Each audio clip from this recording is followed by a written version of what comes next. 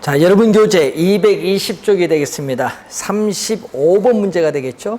자, 임대료 규제에 관한 설명으로 틀린 것은 이 시장 가격보다 낮게 규제 가격이 설정되면은 임대 부동산의 질적인 저하를 가져올 뿐만 아니라 저소득 임차인들은 집을 구하기가 이전보다 더 어려워지겠죠. 1번 맞는 지문이고, 또 시장 가격보다 낮게 규제 가격이 설정되면 기존 임차인들의 이 이주 기피 형상으로 인해서 주거 이동을 우리가 저하시킬 수 있습니다. 자, 이 가격 통제죠. 자, 정부가 부동산 시장에 직접 개입을 하죠. 자, 직접 개입을 해서 가격을 인위적으로 우리가 규제하는 제도를 말합니다. 자, 이 직접 개입을 하는데 여기에는 우리가 최고 가격 제도 그리고 최저 가격 제도가 있죠. 자, 이 최고 가격제에 있어서 지금 임대료 규제 또는 임대료 상한제를 말하죠. 자, 임대료 규제에 있어서 단기적으로는 임대주택 공급은 고정이 되어 있습니다. 단기적으로는 고정되어 있고, 자, 임대차 기간이 있기 때문에 단기는 이동하기 어려워서 기울기가 급한 우리가 비탄력적이죠. 균형이 이루어지고 있고, 장기는 또 기간이 끝나서 수요가 이동하니까 완만한 탄력적. 자, 공급은 이제 우상향이 되겠죠. 장기입니다. 자, 수요와 공급이 만나는 점은 하여튼 균형인데, 이 균형보다 낮은 수준에서 우리가 규제를 한다는 내용이죠. 자, 이 낮은 수준에서 규제를 한다. 자, 낮은 수준에서 규제를 한다 하면은 우리가 이 크기만큼 어떻게 공급은 우리가 이렇게 고정되어 있는 상태죠. 자, 단기는 공급이 고정됐고, 요 수요 곡선과 만나는 점이 수요량이 증가해서 우리 초과 수요가 발생하죠. 이 초과 수요만큼 임대주택은 부족하다. 이 초과 수요만큼 임대주택은 부족하다는 의미. 자, 장기는 초과 수요량은 이렇게 많고 또 임대인은 손해를 보기 때문에 임대주택에 자금 투자를 기피해서 공급은 적죠. 공급은 이 정도, 수요량은 이만큼이니까 이 크기만큼의 또 뭐가 발생하느냐? 초과 수요가 발생을 하죠. 자, 이 초과 수요로 인해서 우리는 장기적으로 암 시장이 형성이 된다. 암 시장이 형성이 돼요. 자, 이 공급량 수준에서 수요자들의 경쟁에 의해서 수요 곡선과 만나는 점까지 지불할 용의가 있죠. 암 시장에서 형성되는 최대의 임대료입니다. 그래서 다른 지역으로 이사 가면은 이렇게 높은 임대료를 내야 되니까 이사를 못 가죠.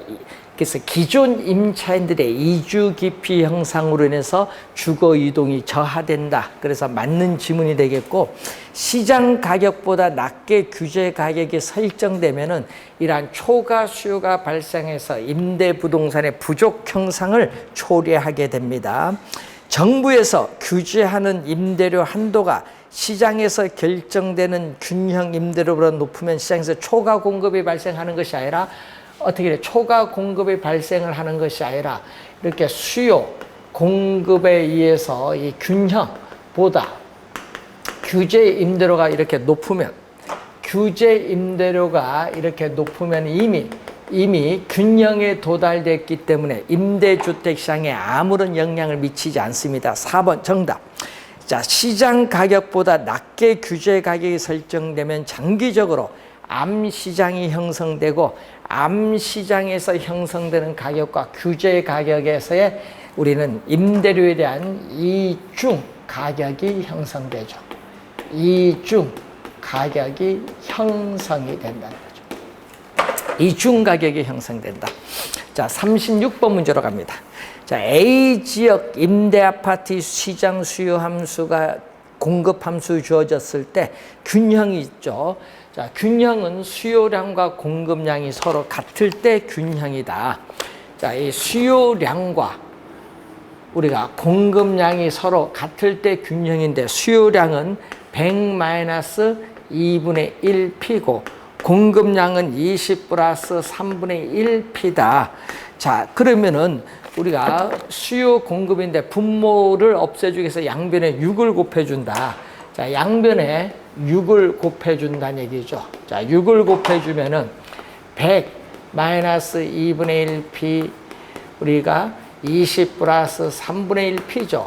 자, 그러면은 괄호를 풀면은 600-3P 이꼴은 120 플러스 2P가 되죠. 자, 넘어가면 3P에 2P를 대주면 5P고 600에서 120 빼니까 480이죠. 자, 양변을 5로 나누니까 5, 9, 45, 5, 6, 30, 96이죠. 자, 그러면 이런 의미가 되겠죠.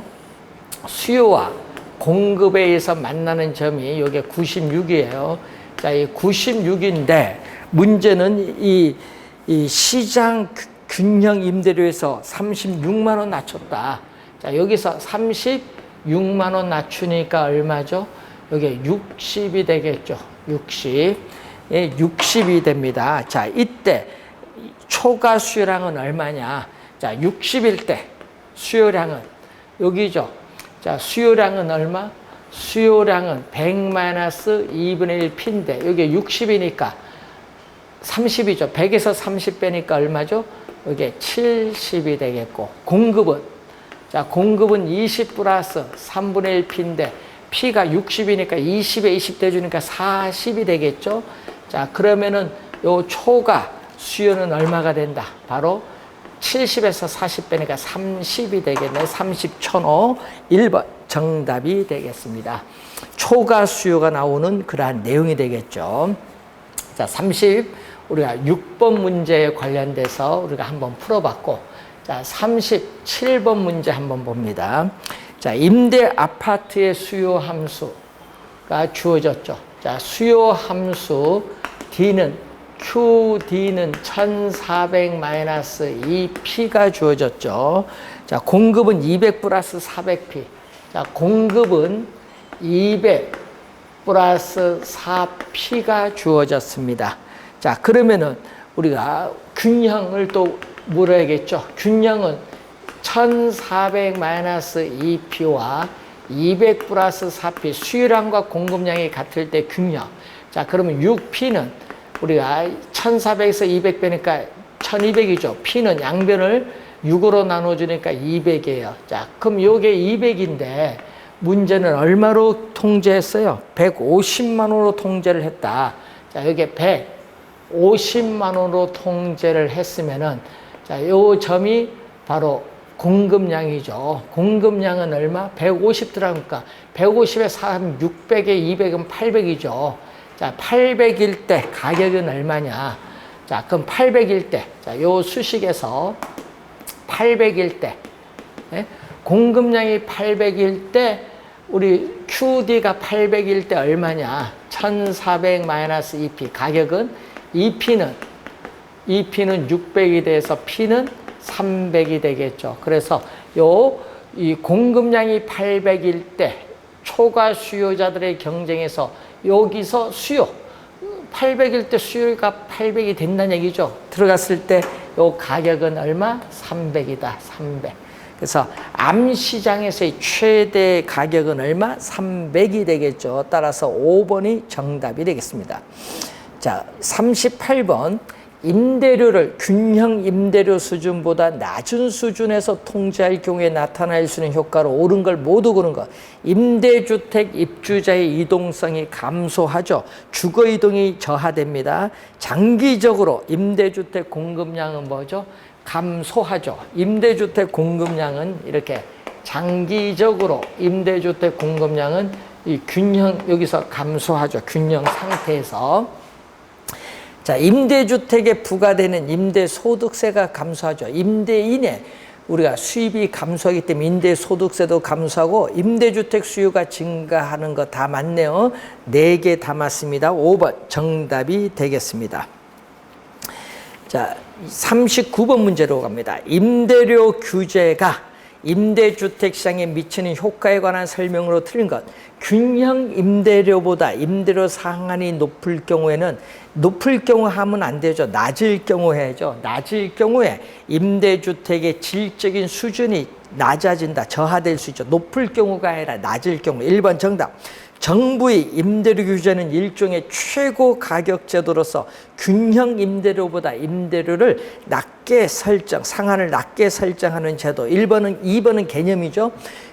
균형 임대료보다 임대료 상한이 낮을 경우에 장기적으로 이 임대 초과 수요로 인해서 임차인들이 임대주택 구하기가 더 어려워지고, 또 낮을 경우에는 임대료 규제가 지속되면 장기적으로 암시장이 형성돼서 음성적인 거래가 발생할 수 있습니다. 또 낮을 경우에 초과 수요가 발생하는 경우인데, 이 초과 수요는 이 단기는 요거죠. 요것보다 장기로 갈수록 초과 수요는 더 크게 발생할 수 있죠. 자, 정답은 1번이 정답이고, 40번. 주택 정책에 관한 설명으로 틀린 것. 현행 주택 정책에 관련 부처는 국토교통부, 외에도 기획재정부, 행정안전부 등이 있습니다. 주택 임대료 규제는 임대주택 질적 수준을 하락시키는 원인이 될 수도 있고, 주택 임대차 계약 갱신 시에 임대료 상승률, 우리는 5%죠. 규제는 기존 임차인들의 주거이동을 저하시킬 수도 있고, 주택 임대료 보조 정책을 실시할 경우에 장기적으로 임대주택 공급은 증가할 수 있죠. 증가의 동그라미. 자, 여러분이 수요와 공급이 주어졌습니다. 수요와 공급이 주어졌는데 공급은 단기는 변화가 없어요. 공급은 단기는 불변이에요. 단기는 공급은 변화가 없다. 자, 그래서 임대료를 보조해주면은 어떤 형상? 보조를 받기 전에 비해서 수요가 증가하면서 현재 임대료 수준에서 이 크기만큼의 초과 수요가 발생하면서 초과 수요자들의 경쟁에서 임대료는 어떻게 돼요? P0에서 P1으로 상승해요. 임대료가 상승하니까 기존의 임대주택 소유자는 임대료 상승에 따르는 초과 이윤을 누리니까 공급을 늘리는데, 원래의 임대료 수준으로 하락을 할 때까지 장기적으로 공급은 뭐 한다? 장기적으로 이렇게 증가한다. 증가합니다. 장기적으로. 자, 정부가 규제하는 주택 임대료의 상한이 시장 균형 임대료보다 낮아야 영향을 줘요. 높으면 아무런 영향 없습니다. 높으면 아무런 영향이 없고 낮아야 영향을 줍니다. 5번 정답이 되겠습니다.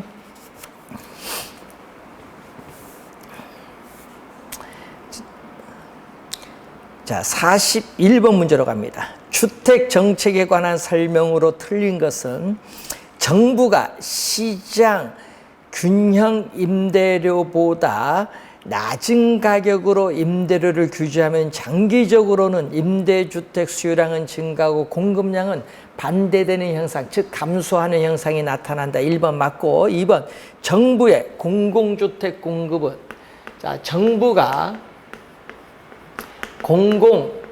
공공주택을 공급을 할 때는 이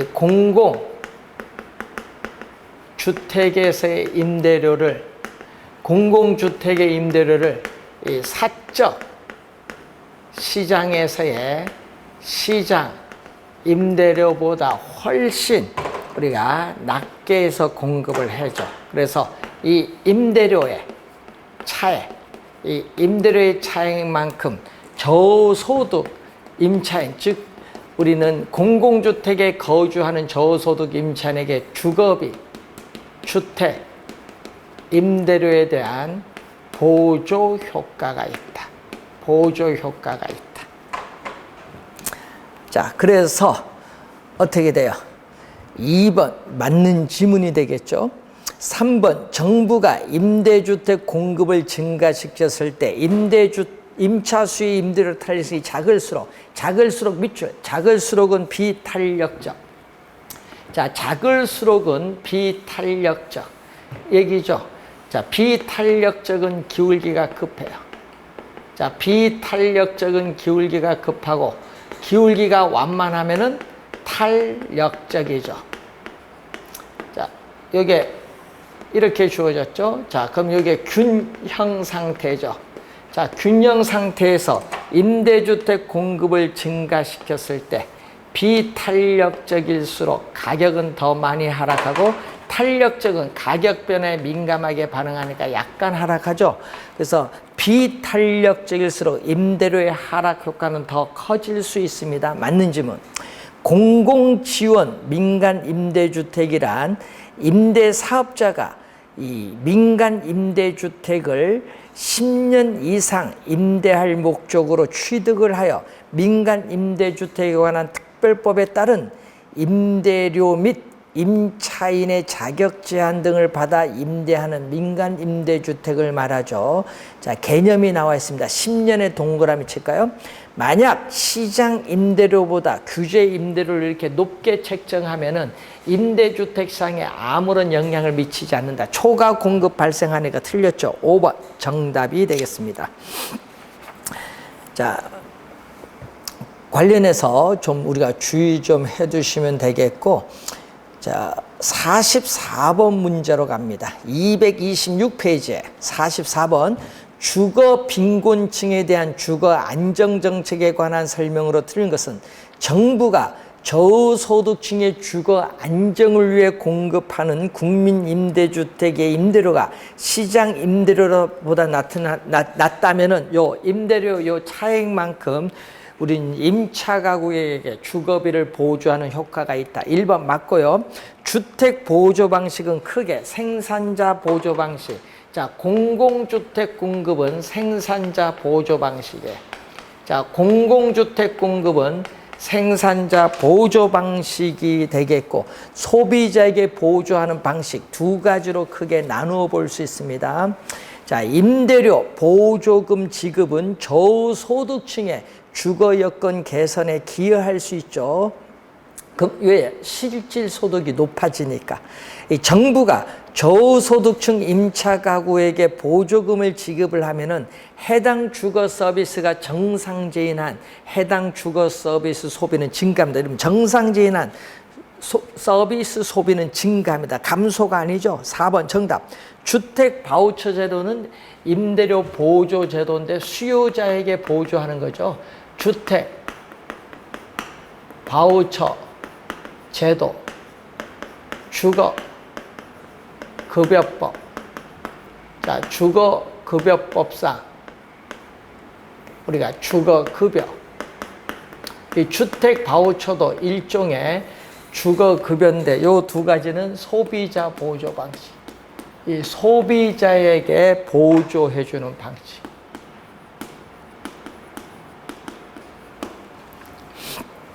(5번) 맞는 지문이 됩니다. 자, 관련해서 한번 확인을 해 보시고, 자, 47번 문제로 갑니다. 229페이지에 47번 여가 과정에 대한 설명이죠. 자, 틀린 것. 주택의 여가 과정은 시간이 경과하면서 주택의 질과 주택에 거주하는 가구의 소득이 변화함에 따라 발생하는 현상. 1번 개념 맞습니다. 불량주택은 우리는 저소득층 가구가 거주하는 주택으로서 주택 그 자체의 문제가 아니라 그 주택에 살고 있는 주민들의 소득이 낮기 때문에 생기는 소득의 문제입니다. 맞는 질문. 안정적인 주택시장에서는 주택 여가 효과가 긍정적으로 작동하면은 우리가 분양하면은 이사를 단계별로 다 가구들이 이사하기 때문에 주거의 질이 개선되는 효과가 발생합니다. 주택의 상향 여과는 소득의 증가 등과 같은 이유로 인해서 저가주택에 대한 수요가 감소되었을 때 나타나죠. 자, 상향과 감소의 밑줄 두 개 주의 좀 해두시고, 저가주택을 수리수선하여 수리비용보다 주택 가치 상승분이 큰 경우에는 하향이 아니라 상향 여과가 나타날 수 있죠. 자, 저급 주택 지역은 어떻게 돼요? 주거 환경이 양호하지 못한 부의 외부 효과가 우리가 발생을 할 수 있죠. 자, 이 수리, 보수하는 비용이죠. 보수 비용과 수리, 보수 후에 가치 상승분을 비교를 했을 때 이게 크다는 얘기죠. 크다. 자, 클 경우에는 우리는 비용을 투입을 해서 보수를 할 수도 있고 보수를 하지 않을 수도 있는데 보수를 하게 되면은 상향 여가죠. 상향, 하향 여가가 아니라 이렇게 상향 여가를 통해서 저급 주택 지역이 고급 주택 지역으로 변할 수도 있다. 네? 자, 보수를 못해서 저급 주택 지역으로 남을 수도 있죠. 이유는 이 지역에 살고 있는 주민들의 소득이 낮기 때문에 보수를 못할 수도 있습니다. 자, 하향이 아니라 상향 여가가 나타날 수도 있다. 이런 얘기죠. 자, 주의를 좀 해두시고, 자, 49번 문제로 갑니다. 230페이지에 49번 문제. 주거 분류와 여가 과정에 관한 설명으로 틀린 것은 저가 주택이 수선되거나 재개발돼서 상위 소득 계층의 사용으로 전환되는 것을 상향 여가라고 하죠. 그래서 여가 과정은 크게 주택의 순환 형상인데 이 상향 여가와 하향 여가로 나오는데 이 개념도 시험에 자주 우리가 출제되는 용어죠. 개념. 자, 2번 민간 주택 시장에서 저가 주택이 발생하는 것은 시장이 하향 여가 과정을 통해서 자원 할당 배분의 기능을 원활하고 수행하고 있기 때문에 그렇죠. 그러니까 시장에서 자원이 비효율적으로 배분이 이루어지는 시장의 실패의 형상이 아니라 소득에 따라 자원이 효율적으로 배분이 이루어지고 있기 때문에 저가주택이 발생하는 거죠. 2번 맞고 3번 주거 입지는 친입과 천의 형상으로 변화할 수 있다. 변화할 수 있죠. 우리가 고급 주택 지역은 우리가 우리가 외부 효과를 우리는 누리고 있습니다. 자, 여기서 우리는 비용이죠. 보수 비용보다 보수 후에 가치 상승분을 비교했더니 보수 비용을 더 크다. 그러면 비용을 투입을 해서 보수를 하지 않는다. 하지 않기 때문에 이 고소득층 가구는 주거 환경이 좋은 다른 지역으로 분양받아서 이사를 가고 이 지역은 저소득층 가구가 계속 들어오죠. 들어오는 걸 뭐죠? 친입이죠. 그래서 뭐에 따르는 우리는 하향, 고소득층 가구가 저소득층에게 넘어가는 하향 여가에 따르는 침입. 어떤 지역에 새로운 요소가 개입되는 게 침입이죠. 이 침입에 따라 점점 고급 주택 지역은 저급 주택 지역으로 변할 수 있죠. 이렇게 어떤 지역이 침입으로 인해서 다른 토지 이용 주체로 바뀌는 이 현상을 천의, 계승이죠. 이렇게 침입과 천의로 인해서 주거 입지의 변화가 고급에서 저급으로 주거 입지 변화가 발생할 수 있습니다. 맞는 질문. 4번 주거 분리는 도시 전체에서뿐만 아니라 지리적으로 가까운 근린 지역에서도 발생할 수 있습니다. 그래서 주거 분리 현상은 우리는 도시 내에서 저소득층 주거지역과 고소득층 주거지역이 서로 분리되는 현상으로서 역사적 발달 과정과 밀접한 관련을 가지고 있습니다. 하향 여가는 고소득층 주거지역에서 주택 개량을 통한 가치 상승분이 개량 비용보다 큰 경우에 발생한다. 개량 비용보다 큰 경우가 아니라 작은 경우, 예? 작은 경우에 우리가 발생을 하죠. 그래서 정답 5번이 정답이 되겠습니다. 큰 경우가 아니라 작은 경우에 하향 여가가 발생합니다. 자, 50번 문제로 갑니다. 231페이지 주거 분리에 관한 설명으로 틀린 것은 고소득층 주거지와 저소득층 주거지가 서로 분리되는 현상을 주거 분리라고 합니다. 1번 개념이고 고소득층 주거지와 저소득층 주거지가 인접한 경우에 경계지역 부근. 자, 여러분 저소득층 가구, 저급주택은 고소득층 주거지역 가까이 위치하여 입지하기를 선호하죠. 왜? 정리외부 효과를 누리기 위해서. 그렇기 때문에 저급주택 가격은 정상 가격에 비해서 비싸요. 프리미엄이 붙어요. 할증료, 우리 프리미엄이 붙어서 거래가 이루어지고, 이 저급주택 지역에 인접한 고급주택은 외부 효과로 인해서 건축 비용에도 못 미친다.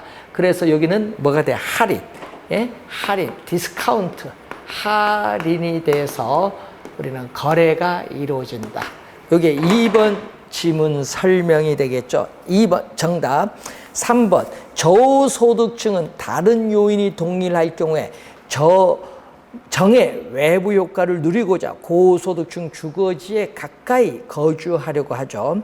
고소득층 주거지와 저소득층 주거지가 인접한 지역에서는 이런 침입과 천의 현상이 발생할 수 있고, 도시 전체에서뿐만 아니라 지리적으로 인접한 근린 지역에서도 우리가 발생하는 현상이 되겠습니다. 자, 주거분리 여가 과정 30회, 31회 시험에 출제됐기 때문에 자, 올해는 좀 출제 빈도는 좀 떨어지지 않을까 이렇게 여겨지고, 분양가 상한제는 27회, 30회 출제됐고 올해 32회이기 때문에 출제 가능성도 좀 있습니다. 그래서 분양가 상한제는 좀 신경을 좀 써야 되겠네요, 올해 시험에.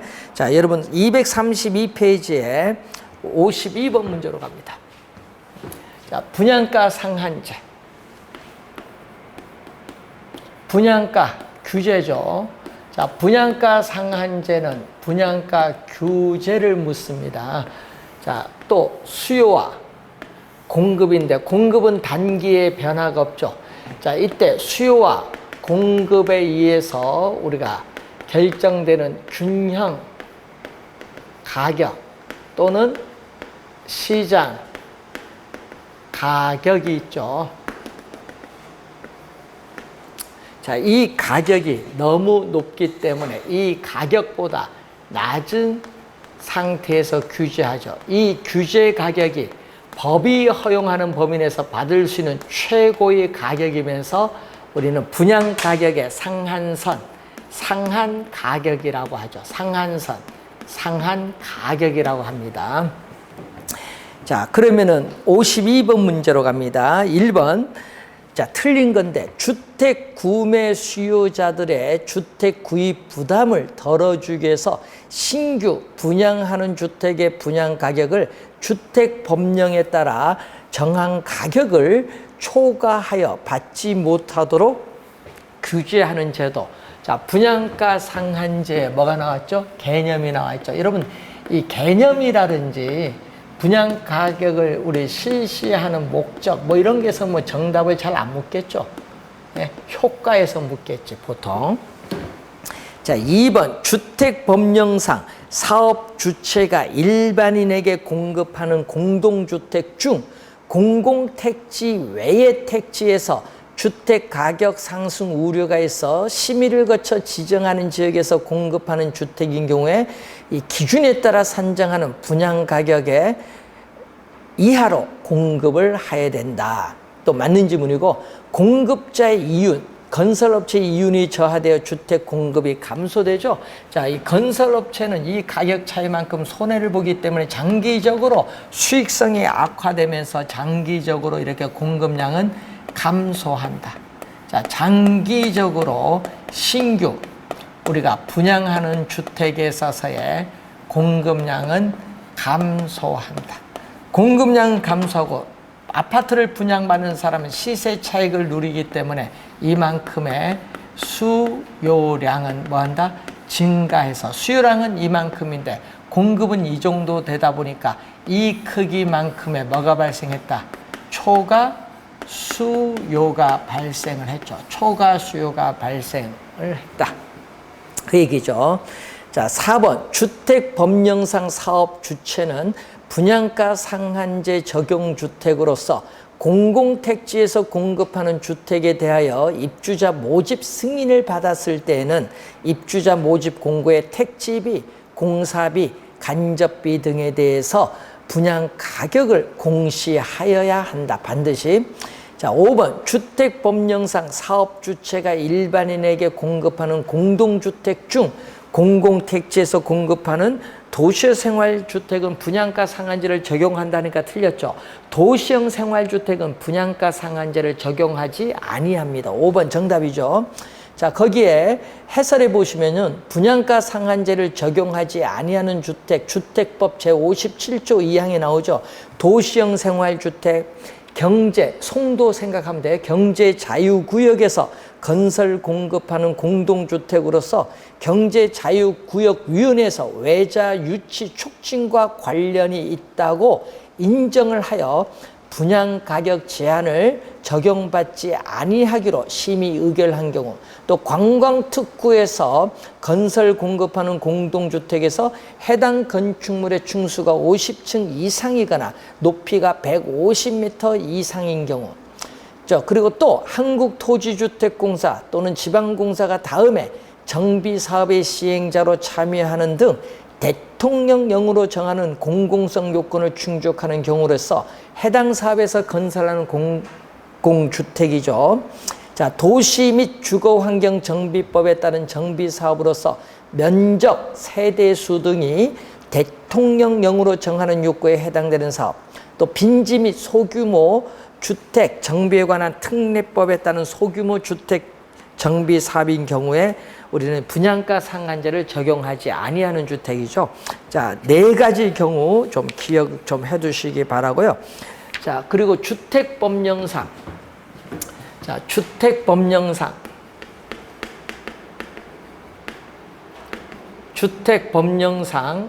공공택지에서 분양하는 주택에 있어서의 분양 가격은 우리는 택지비에다가 건축비를 우리는 더해준 걸로 구성이 되고 있다라는 것. 자, 분양가 상한제 실시 목적은 주택 가격이 급등하고 있을 때 정부는 주택 가격을 또 안정시킬 목적, 또 무주택자의 신규 우리 구입을 하는 주택에서의 구입 부담을 완화시켜줄 목적으로 실시하고 있습니다. 자, 53번 분양가 상한제에 관한 설명으로 옳은 것을 모두 고른 것. 장기적으로 민간의 신규 주택 공급을 위축시킴으로써 기존의 주택 가격을 상승시킬 수도 있습니다. 기억 맞는 질문. 는 상한 가격이 시장 균형 가격보다 낮을 경우에 일반적으로 초과 공급이 아니라 뭐가 발생하죠? 초과 수요가 발생해요. 초과 수요가 발생하므로 장기적으로 암시장이 형성되죠. 초과 공급이 아니죠. 니은 틀린 질문. 분양가 규제를 통해서 주택 가격을 안정시키기 위한 목적으로 시행되고 있고, 시장 가격 이상으로 상한 가격을 설정하는 것이 아니라 시장 가격 이하로 상한 가격을 설정합니다. 시장 가격 이상이 아니라 이하로 설정하는 일종의 최고 가격제로서 무주택자의 주택 가격 부담을 완화시키고자 하는 제도. 4번째도 틀렸죠. 기역 디귿 1번 정답이 되겠습니다. 자, 54번 문제로 갑니다. 최근 우리나라에서는 주택의 선분양제도와 후분양제도가 나오죠. 자, 아파트를 착공하기 전에 미리 분양을 하는 제도고, 아파트를 일정한 절차에 따라 착공한 이후에 완공을 해서 분양하는 제도, 2가지로 나누는데, 하여튼 시험 문제 보시면 장단점에서 정답을 많이 또 묻죠. 장단점에서 정답을 또 많이 묻는 내용입니다. 자, 틀린 것. 선분양제도는 건설업체의 위험을 최소화하죠. 왜냐? 건설업체에 미리 분양함으로써 건설자금 조달이 용이하기 때문에 위험을 최소화하고 적은 자금으로 대형 사업을 할 수 있도록 보장하는 제도. 그래서 공급자 중심의 분양제도죠. 그래서 선분양제도는 공급자 중심의 분양제도. 자, 후분양제도는 완공된 이후의 아파트를 소비자들이 비교하면서 분양을 받기 때문에 소비자의 상품 선택의 폭이 다양해지기 때문에 이 소비자 중심의 분양제도, 후분양은 소비자 중심의 분양제도라고 하죠. 자, 2번 선분양제도는 경기 변동으로 인해 입주 시점에 주택 가격의 하락을 할 경우에 발생할 수 있는 위험을 소비자가 전적으로 부담하고, 또 입주 시점에 주택 가격이 상승할 경우에는 그 이익도 입주자에게 귀속이 되죠. 자, 후분양제를 도입을 할 경우에 분양 가격을 일시에 지불해야 하기 때문에 저소득층의 주택 구입에 어려움이 발생한다. 이것은 단점, 후분양제도의 단점. 후분양제도는 주택 건설업체들에 있어서 자금 조달 어려움이 발생할 수 있다. 이것도 단점이고, 장점으로는 주택의 품질이 건설업체의 경쟁에서 품질이 향상할 수 있고, 후분양은 우리 부실공사를 통해서 주택의 품질이 저하될 우려가 있다는 단점은 있습니다. 자, 그리고 위 3번 후분양 제도의 단점을 보완하기 위해서 프로젝트 파이낸싱 기법, 또 4의 문제점을 보완하기 위해서는 저당의 유동화 제도에 있어서 여기에 활성화돼야 된다 하니까 틀린 지문이죠. 여기에 우리가 바뀌어서 설명하고 있습니다. 5번이 정답이 되겠죠. 자, 여러분 선분양 제도에 있어서의 우리가 단점, 선분양 제도에 있어서 우리가 3의 문제점, 후분양 제도는 건설업체가 건설자금 조달이 용이가 어려우니까 프로젝트 파이낸싱 기법을 통해서 자금을 조달하는 거고, 우리가 선분양의 제도에 있어서 4번이죠. 후분양 제도는 주택 건설업체에 있어서의 자금의 조달 어려움이 발생할 수 있다. 이건 프로젝트 파이낸싱 기법을 도입을 하면 되겠고, 자, 후분양 제도를 도입을 할 때 주택 가격을 일시에 지불해야 되니까 문제가 있으니까 저당의 유동화 제도를 활성화해서 우리는 대출을 좀 더 많이 해줄 수 있도록 해서 주택 구입을 용이하도록 해줍니다. 그래서 틀린 지문은 5번이 정답이 되겠습니다. 자, 55번 문제로 갑니다. 부동산 조세에 관한 설명으로 틀린 것은 상속세는 과세 표준을 화폐 단위로 표시하는 종가세, 종량세가 아닌 종가세입니다. 그래서 1번 틀린 지문 정답이고, 재산세는 지방세, 이 선박은 재산세 과세 대상에 해당하죠. 선박, 항공기, 주택, 건축물, 토지는 재산세 과세 대상에 해당하고, 상속세는 국세이면서 직접세입니다. 또 누진세를 적용하죠.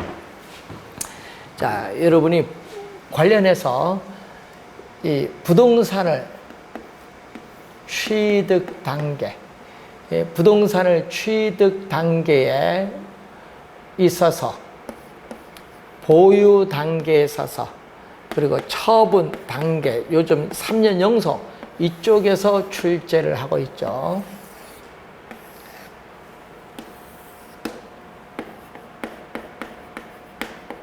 지방세, 국세인데, 자, 여러분 취득 처분은 거래세에 해당하죠.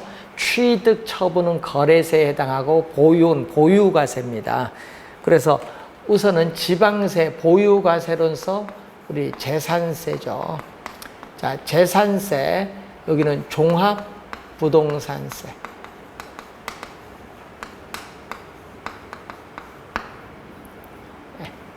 자, 여러분이 좀 정확하게 기억해 두시오. 처분에 있어서 우리는 국세가 양도소득세, 지방세가 취득세죠.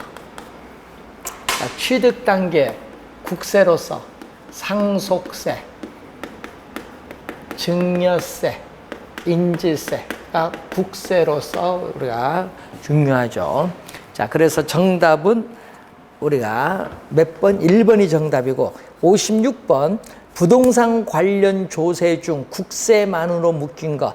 자, 여러분 우리가 국세만으로 묶인 것은 4번이 정답이죠. 증여세, 양도소득세, 종합부동산세고, 자, 취득세나 등록면허세, 재산세는 지방세에 속하는 내용입니다. 따라서 4번 정답이 되겠습니다.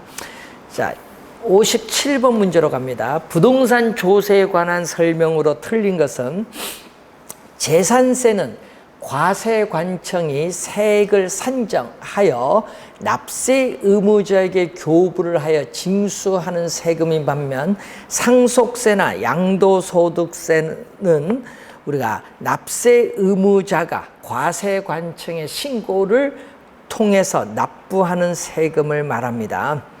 자본 이득에 과세하는 양도소득세인 경우 소유자가 자산을 계속 보유함으로써 시장에서 자산 거래가 위축되면서 공급이 감소하면 동결 효과가 발생할 수 있죠.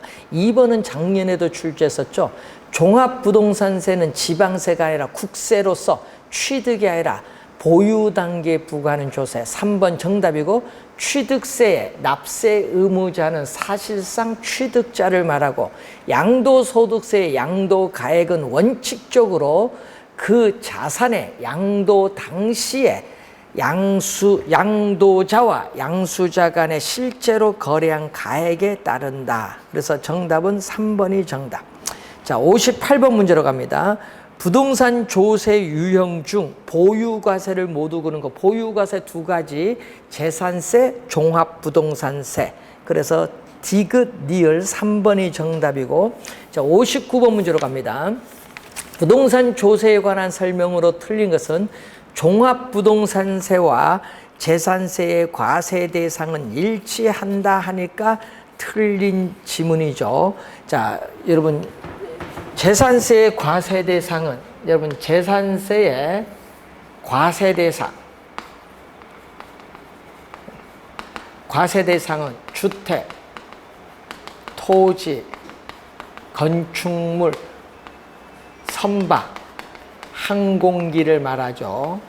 자, 종합부동산세의 과세 대상은 뭐가 된다? 토지, 주택이 돼요. 일치하지 않고 과세 기준이, 자, 재산세와 종합부동산의 과세 기준일은 6월 1일, 요게 일치하죠. 과세 기준일은 6월 1일로 일치하죠. 그래서 여러분이 1번 정답이 되고, 조세의 귀차, 정부가 조세를 부과했을 경우에 실질적으로 누가 조세를 부담하느냐의 문제, 조세의 귀착 문제는 수요와 공급의 상대적 탄력성에 달려있고, 또 임대주택의 재산세가 강화되면 임대인은 임대료 인상을 통해서 임차인에게 전가시킬 수 있고, 조세는 누진세를 적용하면 소득을 재분배하는 기능이 있고, 주택의 보유세가 중과되면은 이 보유에 따른 세금 부담이 높기 때문에 자가 소유 수요가 감소할 수 있습니다. 맞는 지문이고요. 정답은 1번이 정답인데, 자, 기본적인 내용을 잘 적용해 두시고, 상속세, 증여세, 종부세는 누진세율을 적용한다는 걸 기억을 좀 해 두시면서 우리가 60번 문제부터 잠시 쉬고 시작하도록 하겠습니다.